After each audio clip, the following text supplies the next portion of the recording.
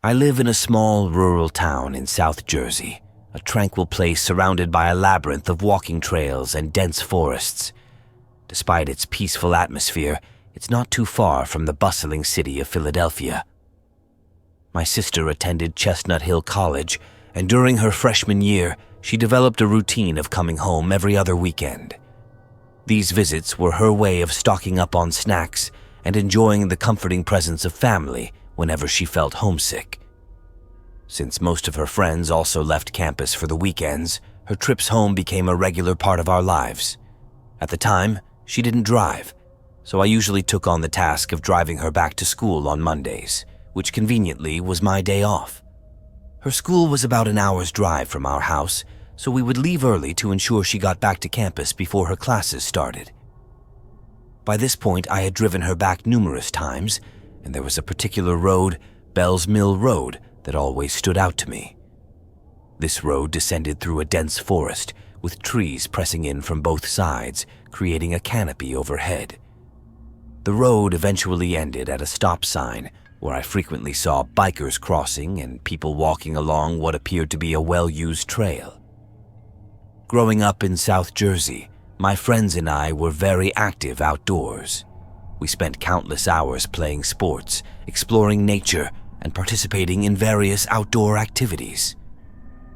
My best friend, Anthony, who lived just around the corner, was always my partner in these adventures. Even after I got my license, our explorations only expanded, allowing us to drive to new places we couldn't reach on foot before. Intrigued by the trail on Bell's Mill Road, I did some research and discovered that it was part of the Wissahickon Valley Park. This park boasted over 50 miles of trails for hikers, bikers, and equestrians, as well as a trout-stocked creek. Excited by this find, I called Anthony and told him about the new place we could explore. He was ecstatic and eagerly agreed to join me after I dropped my sister off on Monday. On that Monday morning, around 8 a.m., I checked in with Anthony, who was already eagerly waiting. I picked him up, and after the hour-long drive to Chestnut Hill College, we headed straight to Wissahickon Valley Park. We found a parking lot, which was empty at that early hour, and ventured into the forest. The initial part of the trail seemed like a straightforward walking path, but it soon led us to large rocks that we had to climb to continue. We delved deeper into the woods, walking for about 30 minutes without encountering a single person. Unfazed, we continued our hike, chatting about everything and nothing until a sudden rustling of leaves nearby halted our conversation. We stopped and scanned the area but saw nothing. The sound didn't seem like it was made by a small animal, yet we couldn't pinpoint its source. A chill ran down my spine as we resumed our walk, the rustling now eerily following us. It was as if whatever was making the noise was mirroring our movements. We stopped again, this time with a sense of urgency, scanning the forest more thoroughly. To our horror, we saw something peeking at us from behind a tree. It was about 4 feet tall and appeared to be squatting. My heart pounded in my chest as the creature realized we had seen it. It emerged and walked towards us in a squatted position, stopping about 15 feet away. It had a human-like face, but with an abnormally long nose that almost hung over its upper lip. Its eyes were a haunting yellow, and its hair was long and damp. It wore a shirt seemingly made of sticks and a loincloth. Its hands were human-like, with unnaturally long fingers, one of which held a stick adorned with beads and feathers.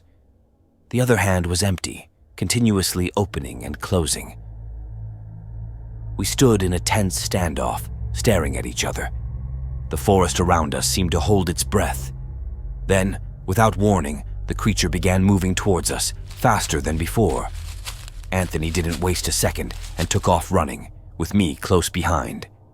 Fueled by adrenaline and pure terror, we reached the car in record time, jumped in, and sped away, repeatedly asking each other, "What was that?" Shaken, we drove home in near silence, the encounter playing over and over in our minds. The normalcy of our small town seemed worlds away from the horror we had just experienced. Over the next few weeks, I became obsessed with identifying the creature, scouring books and the internet. The closest match I found was something called a pukuji, a creature from folklore. When we shared our experience, people were skeptical, but Anthony and I knew what we had seen. We never returned to Wissahickon Valley Park, and every time I dropped my sister off at Chestnut Hill College, the memory of that terrifying encounter would haunt me. To this day, it remains the creepiest and most inexplicable thing I've ever witnessed.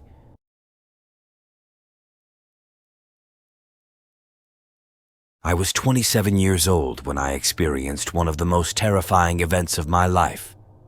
I had just purchased my first house, a charming property nestled on a generous plot of land, perfect for my 2 dogs. The house was situated next to a sprawling national forest in the Carolinas, with a picturesque lake just 5 minutes away. Leaving behind the city life I was accustomed to, I felt an overwhelming sense of excitement to begin this new chapter in my life. Everything seemed perfect when I first moved in. Eager to explore my new surroundings, I started taking my dogs for walks around the forest, soaking in the natural beauty that surrounded us. On one of our walks, we reached the edge of my property and ventured into the national forest. I knew there was a trail nearby that led to a mountaintop rest area, and I was eager to find it. The hike would take about an hour and a half, but there was also a ranger road that provided a quicker route to the summit. We were about halfway up the trail when my German Shepherd Ace suddenly bolted into the woods, barking ferociously. Normally obedient, Ace seemed determined to chase whatever he had sensed. Fortunately, my other dog, Storm, stayed by my side. Concerned, I followed Ace deeper into the forest. It was then that I heard a sound that chilled me to the bone, something akin to a wild boar. If you've never heard a boar, imagine the guttural roar of a demon emerging from the depths of hell. My heart pounded with fear, as I knew a boar could easily injure Ace with its tusks alone. Calling out desperately for Ace, I followed the sound of his angry barking. I found him at the base of a large tree, snarling and refusing to move. I had to physically lift my 80-pound dog and carry him about 100 feet away. Meanwhile, Storm remained by the tree, her tail tucked between her legs, whining in fear. I called her to me, but she darted off in the opposite direction. Glancing up into the tree, I saw nothing out of the ordinary and decided it must have been a raccoon that spooked Ace. Exhausted, we finally made it back home. That night, I lay in bed, unable to shake the unsettling feeling. What could have made Ace so unhinged? The boar-like sound haunted my thoughts, leaving me puzzled and uneasy. A few days later, around noon, my dogs went berserk. Ace was snarling and jumping at the window. Needing to make a call, I let them out to calm them down, planning to bring them back inside shortly. Within 10 minutes, I opened the door to find Storm trembling on the porch, while Ace was nowhere to be seen. Panic set in as I called for him and ventured into the woods once more. I walked a considerable distance before spotting Ace, frozen by a large tree, staring intently at something. As I approached, I saw it, a massive shadowy figure on all fours. My initial thought was a mangy bear, but there were no bears in this forest. The creature was too lean, with patches of dark fur or hair, and it lacked an animal snout. Grabbing Ace's collar, I tried to lead him away without making any sudden movements.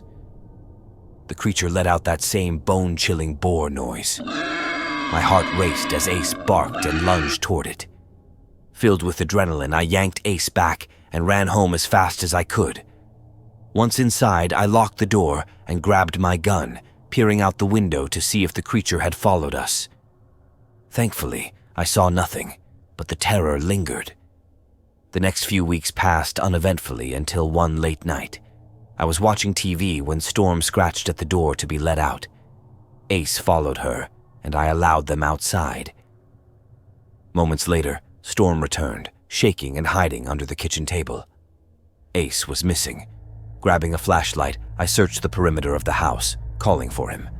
Near the tree line, I spotted a large, furry black shape and assumed it was Ace. But as I approached, I heard Ace barking behind me. My blood ran cold. The figure in the woods was not my dog. Overwhelmed with fear and rage, I did something reckless. I shouted and threw sticks at the creature, demanding it leave my land.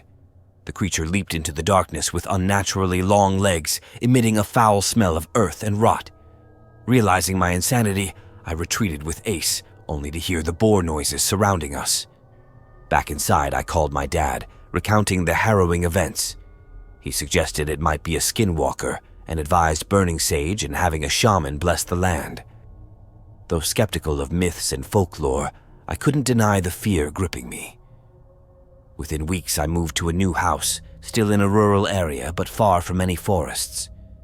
Those weeks remain etched in my memory, a terrifying chapter I will never forget.